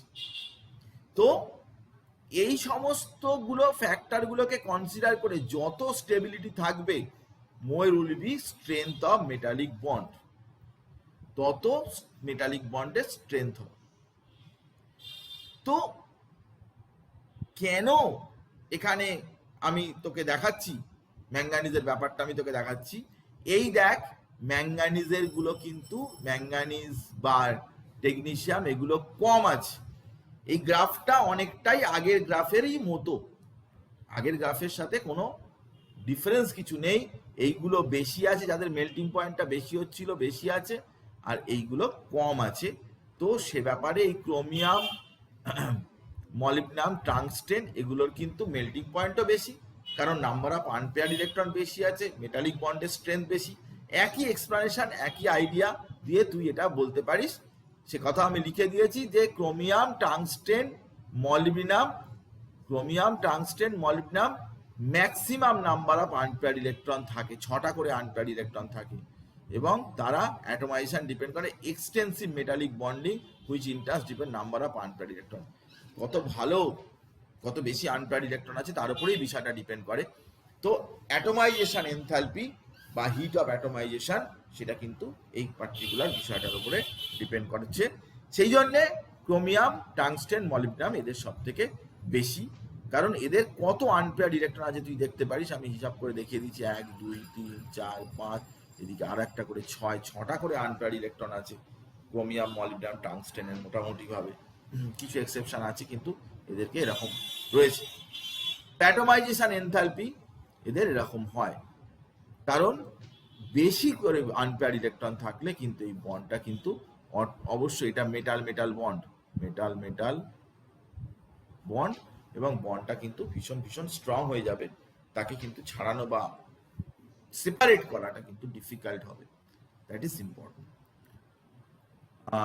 অ্যাটোমাইজেশন এনথালপি আমি আগেই বলেছি যে ম্যাঙ্গানিজের কেন কম না, ম্যাঙ্গানিজের কম মানে তার maximum number of unpaired electron ডিতে আছে, কিন্তু extra stability due to half filled D subshell having maximum exchange energy. তো ডিলোকালাইজেশন করতে পারবে না, নিউক্লিয়াস থেকে টাইটলি হেল্ড হয়ে থাকবে এবং ডিলোকালাইজেশন হবে না, যার জন্যে উইকার মেটালিক বন্ডিং কিন্তু করবে। যে কথা আমি বলেছি, তার জন্য হিট অফ অ্যাটোমাইজেশনে কিন্তু ম্যাঙ্গানিজ বা টেকনিশিয়াম এদের কিন্তু হিট অফ অ্যাটোমাইজেশনও কিন্তু অটোমেটিক্যালি কম হবে। তো হিট অফ অ্যাটোমাইজেশন তোকে আমি বললাম, এবং কেন কার কম বেশি ইত্যাদি হবে এটাও বললাম। জিঙ্কের কিন্তু লোয়েস্ট এই heat of atomization, zinc has lowest. তুই যদি জিঙ্কের ইলেকট্রনিক কনফিগারেশন দেখিস তাহলে জিঙ্ক 33D10 4s2, এখানে কিন্তু নো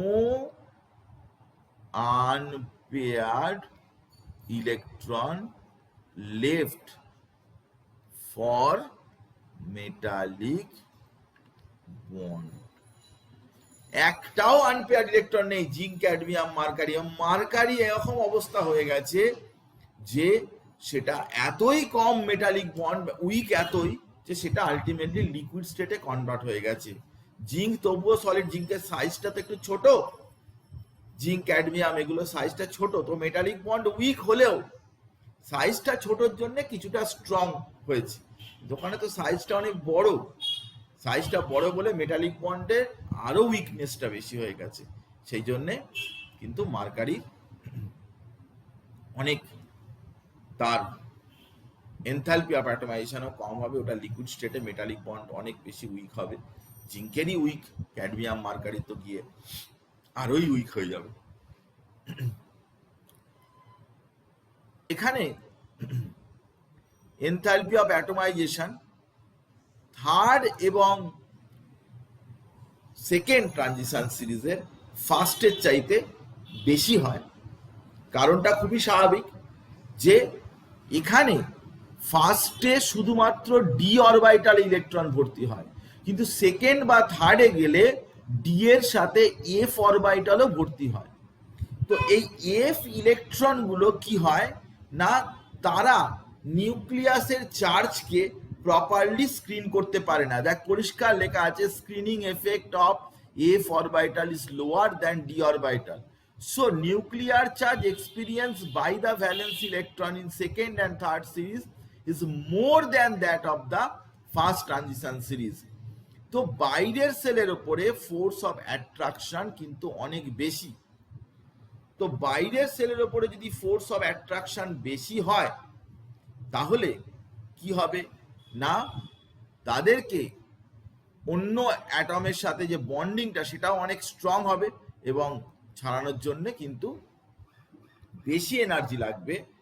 তো যার জন্য দেখা যায় যে সেকেন্ড বা থার্ড ট্রানজিশন সিরিজ যেটা আছে, যেখানে কিনা মেটালিক বন্ডে পার্টিসিপেট করছে ইলেকট্রনগুলো, জিঙ্ক ফিঙ্কের কথা বলছি না, ওদের তো কোনো আনপেয়ার্ড ইলেকট্রনই নেই, যাদের আছে সেই ইলেকট্রনগুলো কিন্তু বাইরের সেলের উপর নিউক্লিয়াসের চার্জ অনেক গিয়ে বেশি পড়বে।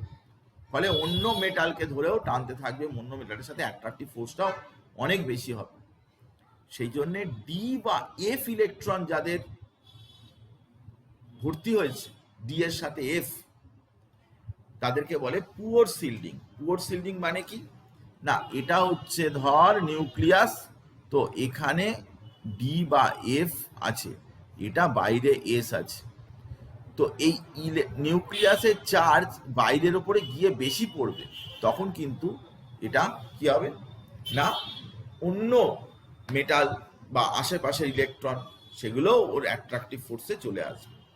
কারণ ডি বা এফ গুলো হচ্ছে পুওর শিল্ডিং এফেক্ট, তাদের শিল্ডিং এফেক্টটা কিন্তু কম, যে কারণে সেকেন্ড বা থার্ড ট্রানজিশন সিরিজে কিন্তু এনথালপি অফ অ্যাটমাইজেশন সেটা কিন্তু অনেকই বেশি হয়। এনথালপি অফ অ্যাটমাইজেশন অবশ্যই অবশ্যই বেশি হবে, এবং ওখানে বুঝতেই পারছিস মলিকুলার মাস বেশি, এবং মলিকুলার মাস বেশি মানে হচ্ছে অটোমেটিক্যালি তাদের কিন্তু মেটালিক মলিকুলার মাস বেশি হলে লন্ডন ফোর্সও বেশি হবে, এবং তাদেরকে সেপারেট করার জন্য কিন্তু এনার্জি বেশি লাগবে। আজকে লাস্ট যে জিনিসটা আমি তোকে বলবো সেটা কিন্তু ভীষণ ভীষণ দরকারি, খুবই ইন্টারেস্টিং একটা বিষয়, সেটা হচ্ছে যে কি না, variation in atomic or ionic size. এখানে অনেক একটু গোলমেলে ব্যাপার রয়েছে, আমি তোকে ভালো করে বুঝিয়ে দিচ্ছি, তুই আমার কথাটা ভালো করে শোন, যে কেন এই ব্যাপারটা, এই কার্ভগুলো এরকম হয়েছে না হয়েছে সেটা আমি একটু বলি, ধৈর্য ধরে আমার কথাটা ভালো করে তুই আর 10 মিনিট একটু শোন। প্রথম কথা হচ্ছে এই কার্ভটা একটা অদ্ভুত নেচারের হয়েছে। দেখ যে স্ক্যান্ডিয়াম থেকে আস্তে আস্তে সকলেরই স্ক্যান্ডিয়াম থেকে আস্তে আস্তে নামতে নামতে গেছে, ক্রোমিয়াম পর্যন্ত নেমেছে, তারপরে almost same for manganese, iron, cobalt, nickel, তারপরে আবার কিন্তু কপার, জিঙ্কে গিয়ে আবার বেড়ে গেছে। তাহলে আমি ব্যাপারটাকে অ্যানালিসিস করেছি এইভাবে, decreases scandium to chromium group 3 থেকে 6 পর্যন্ত কমেছে, ম্যাঙ্গানিজ, আয়রন, কোবাল্ট, নিকেল এটা একই থেকে গেছে, 7 নম্বর, 8 নম্বর, 9 নম্বর, 10 নম্বর গ্রুপে একই থেকেছে, ভ্যালু কিছু চেঞ্জ হয়নি, এবং কপার এবং জিঙ্কে গিয়ে আবার পরপর বেড়ে গেছে। এই জিনিস কেন হয়েছে আমি তোকে বলছি, তুই আমার কথাটা ভালো করে শোন, দেখ বুঝতে পারবি যে আমি তোকে কি বলতে চাইছি। দেখ এই যে এলিমেন্টগুলো যেগুলো পরপর আছে, আমি একটা ট্রানজিশন সিরিজের কথা বলছি, পুরোটাই সব scandium, titanium, vanadium, chromium, manganese, iron, cobalt, nickel, copper, zinc. এখানে দুটো এফেক্ট আছে, একটা হচ্ছে কি এফেক্টিভ নিউক্লিয়ার চার্জ, আর একটা হচ্ছে স্ক্রিনিং এফেক্ট। এটা হচ্ছে কি এফেক্টিভ নিউক্লিয়ার চার্জ, আর একটা হচ্ছে screening effect. Effective nuclear charge ENC যত বাড়ে তত কি হয়ে যায় না, তত সাইজটা ডিক্রিজ করে।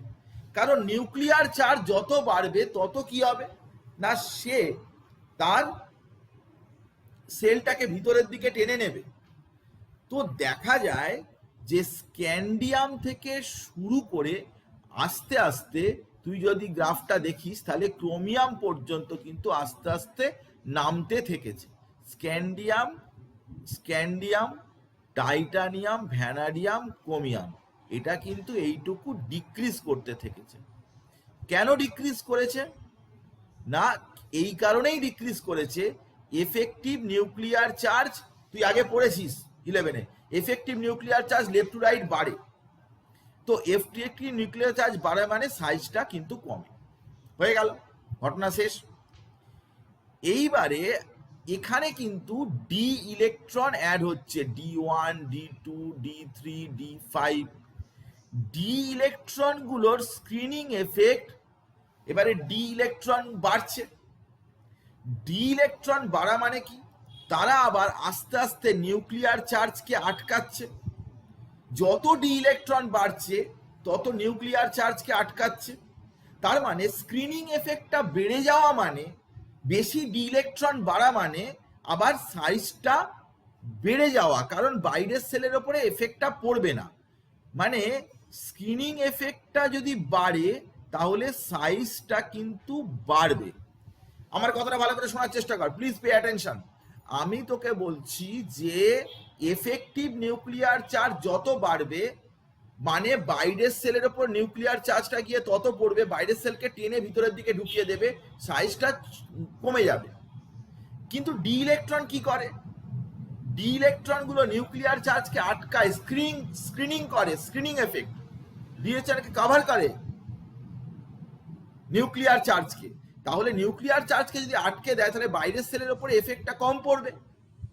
বাইরের সেলের উপরে এফেক্টটা যদি কম পড়ে তাহলে বাইরের সেলটা ভিতরের দিকে ঢুকে আসবে না। তাহলে স্ক্রিনিং এফেক্ট যত বাড়ে তত সাইজটা কি হতে থাকে, বাড়ে। কিন্তু এই আয়রন, কোবাল্ট, নিকেল এই পর্যন্ত দেখা যায় যে এফেক্টিভ নিউক্লিয়ার চার্জের জন্য যে এফেক্ট আর স্ক্রিনিং এফেক্টের জন্য যে এফেক্ট সেটা কি হয়ে যায় না, ইকুয়াল হয়ে যায়। মানে একটার জন্য বাড়বে আর একটার জন্য কমবে। স্ক্রিনিং এফেক্টের জন্য বাড়বে, এফেক্টিভ নিউক্লিয়ার চার্জের জন্য কমবে। কিন্তু এইটুকু দেখা যায় যে তখন যতগুলো ডি ইলেকট্রন থাকে, D6, D7, D8 এই পর্যন্ত, D5, D6, D7, D8 পর্যন্ত দেখা যায় যে এফেক্টিভ নিউক্লিয়ার চার্জের এফেক্ট আর স্ক্রিনিং এফেক্টটা দুটোকে ব্যালেন্স করে দেয়। সেই জন্যে এই ম্যাঙ্গানিজ থেকে শুরু করে নিকেল পর্যন্ত এরা সাইজটা সেম হয়ে যায়, এদের সাইজটা সেম হয়ে যায়। কিন্তু কপার এবং জিঙ্কে যখন D9, D10 আরো বেশি ডি ইলেকট্রন থাকে তখন কিন্তু স্ক্রিনিং এফেক্টের ইনফ্লুয়েন্সটা এফেক্টিভ নিউক্লিয়ার চার্জের ইনফ্লুয়েন্সের চাইতে বেশি হয়ে যায়, কারণ তখন বেশি বেশি ডি ইলেকট্রন চলে এসছে, তারা অনেক বেশি নিউক্লিয়ার চার্জকে কভার করছে। যার ফলে দেখা যায় যে কপার এবং জিঙ্কের সাইজ কিন্তু আবার বাড়তে শুরু করে দেয়, এবং জিঙ্কের সব থেকে বড় সাইজ হয়ে যায়। এখানে কি অদ্ভুত ব্যাপার যে জিঙ্কের সাইজ কিন্তু লেফট টু রাইট সাইজ কমার কথা, কিন্তু আস্তে আস্তে জিঙ্কের সাইজ কিন্তু অনেক বেশি বেড়ে যায়। আমি তোকে আবার ও ব্যাপারটা বলছি, তুই আমার কথাটা ভালো করে শোন। এই জিনিসটা কিন্তু বইতে কিন্তু এভাবে লেখা নেই, ইনফ্যাক্ট লেখাই নেই, উল্টো পাল্টা ভাবে লেখা আছে। আমি তোকে বলতে চাইছি যে তুই যদি স্ক্যান্ডিয়াম থেকে যতক্ষণ পর্যন্ত ক্রোমিয়ামে আসবি, ক্রোমিয়াম থেকে নিকেলে যাবি, নিকেল থেকে তুই জিঙ্কে যাবি, এইখান থেকে এফেক্টিভ নিউক্লিয়ার চার্জের এফেক্টটা স্ক্রিনিং এফেক্টের চাইতে বেশি, তাই সাইজ কিন্তু কমছে। এখানে এফেক্টিভ নিউক্লিয়ার চার্জ আর স্ক্রিনিং এফেক্ট দুটো ইকুয়াল, তাই সাইজটা সেম থাকছে। কিন্তু এখানে স্ক্রিনিং এফেক্টের ফ্যাক্টরটা more predominant than effective nuclear charge, তাই সাইজ কিন্তু এখানে ইনক্রিজ করছে। তুই আমাকে বল যে বিষয়টা তোর মাথায় ঢুকেছে কি ঢোকেনি, কারণ এটা জানার দরকার। এখান থেকে কিন্তু অনেক কোশ্চেন দেয় যে জিঙ্কের সাইজ কেন বড় বলো, এদের সাইজ একই রকমের হয় কেন বলো, প্রথমে কমে কেন বলো, প্রচুর কোশ্চেন আছে এখান থেকে, লটস অফ কোশ্চেন আছে। আমাকে বল এটা যে কোনো বুঝতে অসুবিধা আছে কিনা, প্লিজ বল।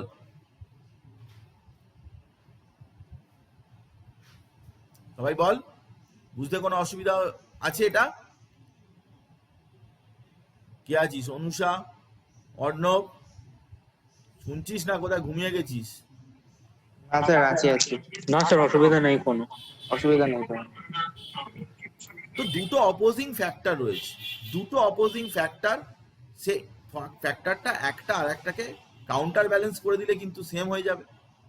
যদি একটা বেশি হয় আর একটা কম হয় সেই অনুযায়ী ব্যাপারটা হবে। আমি তোকে বুঝিয়ে দিলাম, এইখানটায় লিখেও দিয়েছি যে with increasing atomic number shielding effect or screening effect আর nuclear charge of the d electron increase counterbalance effect resulting the small decrease. কপারের চাইতে জিঙ্কটা বড়, এটা অনেকবার পরীক্ষায় কোশ্চেন দিয়েছে যে কপারের চেয়ে জিঙ্ক কেন সাইজে বড় হয়, এইটা একটা প্রশ্ন। আর একটা প্রশ্ন হচ্ছে যে এই 3 নম্বর, এটা তো 3D আর এটা 4D, এটা 5D। এই 4D আর 5D কার্ভ দুটো একেবারে প্রায় মিলেই গেছে, ধরে নে এই জায়গাটায় প্রায় একই হয়ে গেছে। 4D 5D কার্ভ কিন্তু গায়ে গায়ে উপরে উপরে হয়ে গেছে, মানে 4D চাইতে 5D নিচে আছে, ওর সাইজটা বড় হওয়ার কথা। 4D চাইতে 5D বড় হওয়ার কথা, কিন্তু 4D চাইতে 5D প্রায় বড় হয় না বললেই চলে, প্রায় একই। তার পিছনে কারণ কি, তুই যদি ভ্যালুগুলো দেখিস তাহলে দেখতে পাবি যে আমি তোকে দেখাচ্ছি, ভ্যালুগুলো যদি তুই দেখিস তাহলে এর ভ্যালুগুলো এই 4D 5D ভেরি ক্লোজ, এই ভ্যালুগুলো ভীষণ ভীষণ ক্লোজ এখানে ভ্যালুগুলো। এবং আমি এইখানে 5D যখন ভর্তি হচ্ছে তখন সব 4F অলরেডি ভরে গেছে, 4F ভরে গেছে। দেখ 4F এতে ইলেকট্রন ভরে গেছে। 4F হচ্ছে সব থেকে খারাপ শিল্ডিং করে, মানে পুয়ার শিল্ডিং এফেক্ট, যার ফলে কি হয় না ওদের ল্যান্থানাইট কন্ট্রাকশন, ওদের একটা কন্ট্রাকশন হয়, সেই কন্ট্রাকশনটার নাম হচ্ছে ল্যান্থানাইট কন্ট্রাকশন। মানে ওদের সাইজটা বাড়ে না, বরঞ্চ কমে যায়। এই ধর কপার, সিলভার, গোল্ডে গিয়ে সাইজটা কিন্তু ডিক্রিজ করে যায় এই এফ অরবিটালের পুয়ার শিল্ডিং এফেক্টের জন্য। মানে কপারের চাইতে সিলভার বড়, সিলভার আর গোল্ড প্রায় একই সাইজের। তো second and third transition elements have almost similar. This is due to the lanthanide contraction arises due to the poor shielding effect of D and F electron, particularly F electronের জন্যই এটা হয়। তো আমরা এই সাইজ দিয়েই কিন্তু বাকি জিনিসগুলো অনেক ভালোভাবে এক্সপ্লেন করা যাবে, সেগুলো আমরা করব। তো সাইজ পর্যন্ত আজকে আমি পড়ালাম, সাইজ এফেক্ট পর্যন্ত তোরা এগুলো পড়ে দেখিস, কোনো অসুবিধা হলে নিশ্চয়ই আমাকে বলবি। পরের আরও অনেক প্রপার্টি রয়েছে, ডেন্সিটি থেকে শুরু করে রিঅ্যাক্টিভিটি থেকে শুরু করে কালার, তার অ্যালয় ফরমেশন, অক্সিডেশন স্টেট, অনেক প্রপার্টি রয়েছে, যেসব প্রপার্টির কথা আজকে উল্লেখ করেছি। তাই ডিটেলে যাওয়া হয়নি, আমরা শুধু ডিটেলে আমরা অ্যাটমিক সাইজ পড়ালাম, হিট অফ অ্যাটমাইজেশন পড়ালাম, এবং আর একটা কি পড়ালাম যেন প্রথমে, মেল্টিং পয়েন্ট পড়ালাম। আজকে এই পর্যন্ত থাকলো, গুড নাইট সবাইকে, পরের দিনকার আবার দেখা হচ্ছে। ওকে, থ্যাংক ইউ।